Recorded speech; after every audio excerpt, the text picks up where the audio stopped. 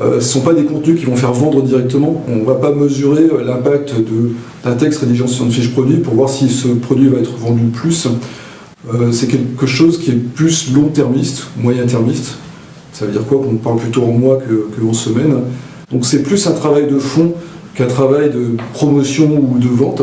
Et c'est peut-être pour ça aujourd'hui que dans le retail en France, on ne le voit pas si souvent que ça, parce que c'est pas la culture forcément des équipes de marketing de travailler comme ça.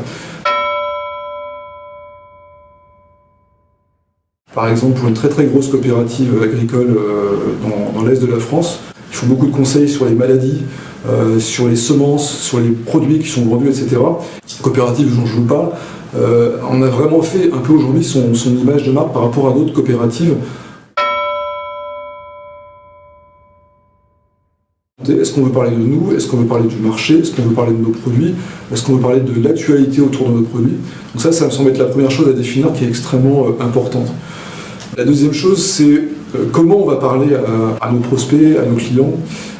Non seulement vous devez savoir ce que vous devez raconter, à qui vous allez raconter, et surtout avec quel ton vous allez raconter.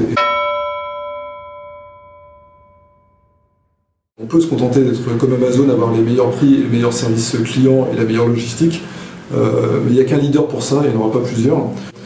Arriver à créer des contenus, à créer un discours qui finalement rien d'autre que votre personnalité, votre façon à vous de vous exprimer, de raconter des choses à vos clients, c'est un atout très très fort et beaucoup plus fondamental que d'autres pour se distinguer.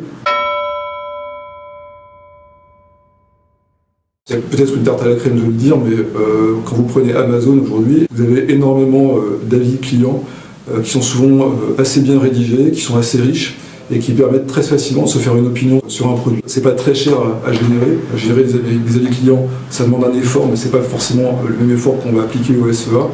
Et ça crée une dimension affinitaire avec les utilisateurs beaucoup plus forte que beaucoup d'autres moyens de communication, puisque là, ce sont vraiment les clients qui parlent entre eux.